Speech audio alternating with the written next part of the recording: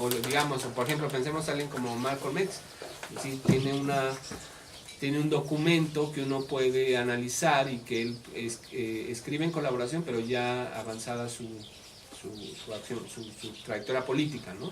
Ese es un documento textual que se puede tomar como, con ciertos instrumentos metodológicos, con ciertos instrumentos de análisis, se puede encontrar allí algo, ¿no? Pero cuando los propios sujetos no están fabricando esos registros, no están escribiendo textos, no están, pero están reflejados de otros modos en el archivo, en distintos tipos de archivos, ¿no? Entonces un poco es tratar de darle la vuelta al hecho de que no están produciendo una documentación textual que haga, digamos, que yo pueda analizar o que yo pueda modificar, pero que aparecen de todos modos, son, como les decía en el contexto de Bakhtin, ¿no? Son aludidos en otro tipo de archivos, o son, la otra categoría es elusión, son aludidos pero se los elude, ¿no? Pero un poco la idea es que se pueden encontrar esas voces en distintos tipos de archivos que no necesariamente son exclusivamente textuales o discursivos en un sentido restringido, sino que se podría ampliar la consideración de los soportes y los tipos de representaciones. Pero sí, pensando en que si lo que hicieron los historiadores de la India, particularmente el grupo de Guha, si lo que hicieron era leer un archivo desde la óptica de un sujeto que está aludido ahí, pero que no era la intención solidarizarse con él, yo puedo modificar o leerlo desde otros parámetros y solidarizarme con ese otro sujeto a partir del propio archivo. Esa es la propuesta metodológica, ¿no? Que de alguna manera, sí, desde los años 90, estoy pensando en artistas como Fred Wilson, por ejemplo, que sí van a trabajar exactamente, a ver, ejemplos de ir no al archivo, sino a la bodega del Museo de Historia.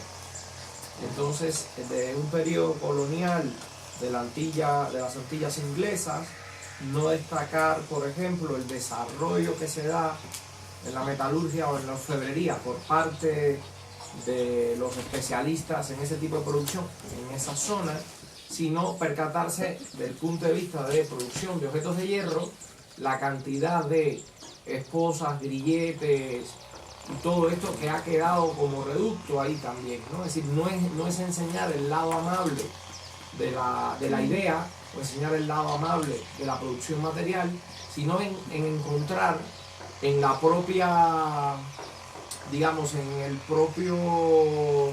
Pues es una especie de archivo, aunque sean objetos materiales. Por eso digo, es decir, que está vertido sobre el texto, pero está vertido sobre el objeto.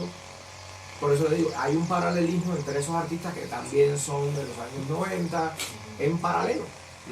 Entonces, o tener claro la condición desde donde el artista está realizando ese tipo de operación, el lugar desde donde se sitúa, o encontrar otras nuevas maneras, pensando que también desde el arte se le ha dado o se le ha validado, porque si primero hubo un desplazamiento hacia la idea del artista como etnógrafo, después eso medio que se desarma y solo se le da validez al artista como autoetnógrafo, ¿no? Es decir, como que puedes hablar si eres de ahí adentro, si no, no puedes mencionarlo porque tú no...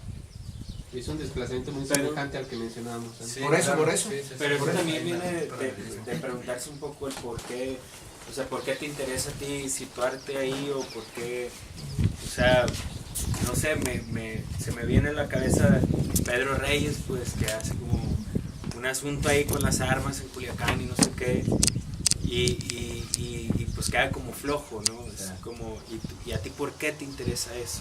O sea, no sé si es necesario como que tengas que ser de adentro, pero sí preguntarte por qué quieres ser solidario en este caso. Creo que ella tocó una palabra que no viene mucho como acá, pero ¿por qué a ti te interesa? Porque muchas veces es como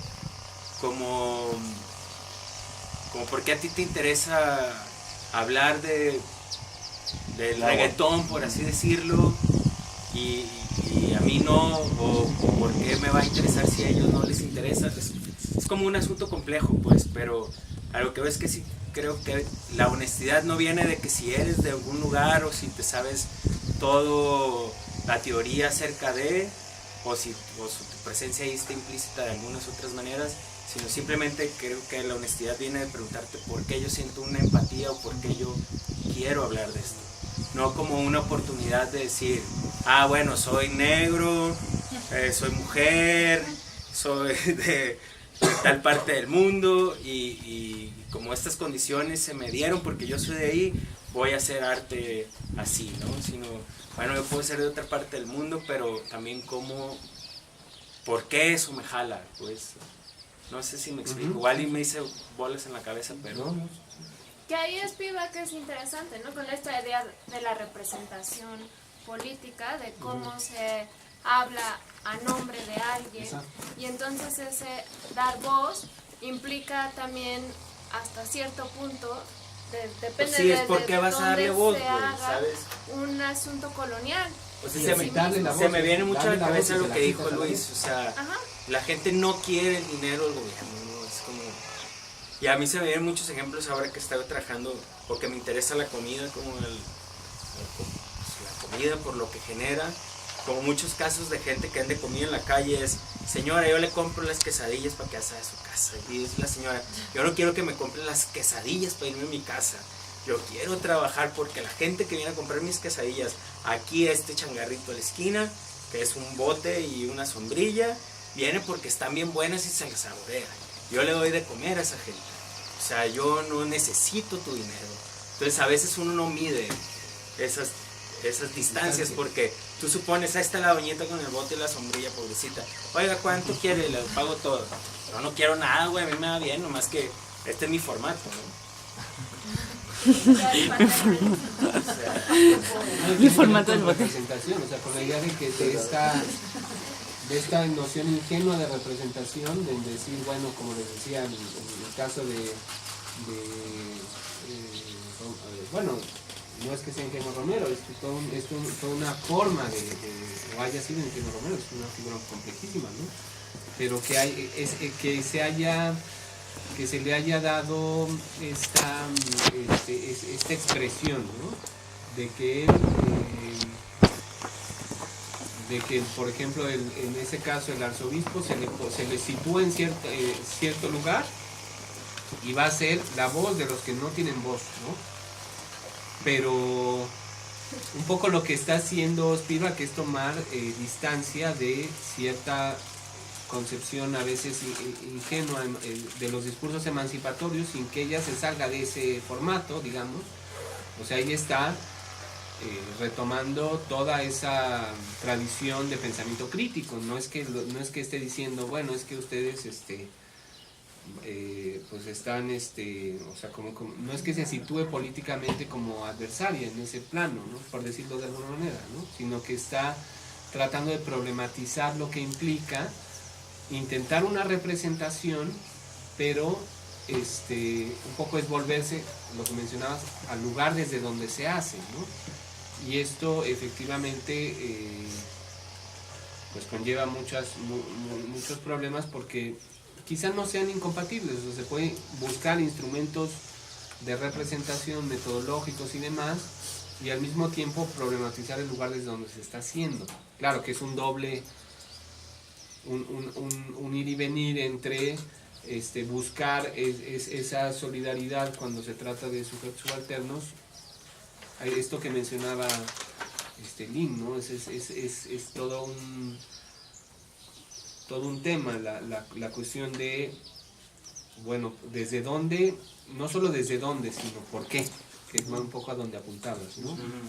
¿Por qué se está haciendo esa representación? Y no es que, en muchas ocasiones, no es que se venga de un sujeto a nivel individual, ¿no? Sino que esa representación se está haciendo también porque hay algo que rebasa al propio sujeto, que está al individuo en concreto, que permite que haga esas enunciaciones, ¿no? O O sea, Sí. la cuestión institucional también pesa mucho. O sea, ¿por qué? ¿Qué Es es como lo que decir, se ¿en puede qué exponer? nivel te roza eso? ¿No? Ujú. También, digo, no tiene que ser directo, pero también si todo viene parte de un sistema o de algo más grande, también en qué nivel te O te roza y dices, a mí me interpela, afecta, pues sí, no es porque yo esté ahí muriéndome de hambre, en medio del narcotráfico en Culiacán y la sangre corre, sino que como a mí indirectamente me afecta en que esté en el otro lado del mundo, pues Ujú. no sé, como que pienso en eso. O sea, cómo altera todo no sé, no me gustaría decirlo sistema, pero sí como El mundo. pues, sí, cómo afecta, Sí, ¿no? sí, sí. Indirectamente, es como la economía en sí, ¿no? Cómo te afecta y cómo no, dependiendo en dónde estés, y en qué nivel estés, y Sí, qué ingresos sí. tengas, y así. No sé, por llevarlo Pero para a otros anunciar nombres. algo sobre eso, se tiene que hacer en un formato y a veces eso supone una existencia de una institución que te da voz para hablar en un formato específico sobre esos temas, ¿no? O sea, un poco mi comentario iba también en ese sentido, ¿no? Que no es que estés determinado por ser, por una posición de sujeto, o sea, soy negro y por lo tanto tengo que hablar sobre lo afro, ¿no? Pero sí, claro que si soy negro y hablo sobre lo afro en determinadas condiciones, hay ciertas resonancias que podré, o sea, hay ciertos espacios, tiene que ver mucho con cómo se esté percibiendo ese punto, ¿no? En el plano social, y ahí hay que tener como la sutileza de ver qué es lo que está pasando en el plano social que me permite hablar también de este tema o jugar también con el hecho de que yo soy, por ejemplo, soy de Culiacán y se ve de cierto modo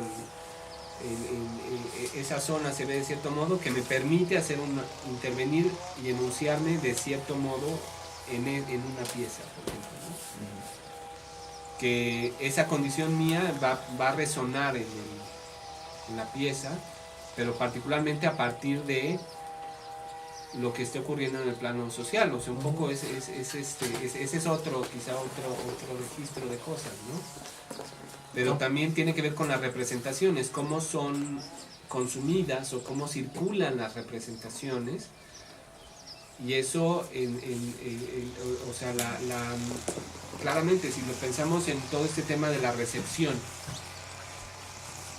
incluso de los textos, o sea, a Fanon se le leyó de cierto modo en los 50s y ya cuando pasa el tiempo se lo lee de otro modo, ¿no? O sea, hay una sensibilidad social, por decirlo de alguna manera, que nos da pistas para cómo se ve el tema cuando él escribe estos textos de los 50s de Fanon.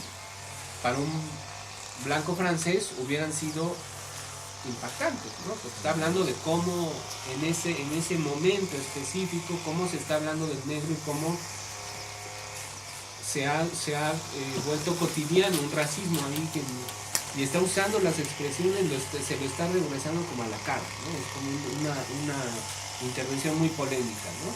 Pero pasa el tiempo y se ve de otro modo, sí. No, que se me hace interesante cómo lo plantea Negri, como rescata a Spivak con el planteamiento de las representaciones y esta idea de dar voz al otro. También creo que los estudios postcoloniales ahí están un poco rebasados actualmente, en el momento en el que Negri integra que no solamente tiene que ver con un asunto de representación ideológico sobre cómo se concibe a un negro subalterno, bla, bla, bla, bla, bla, desde dónde se está postulando.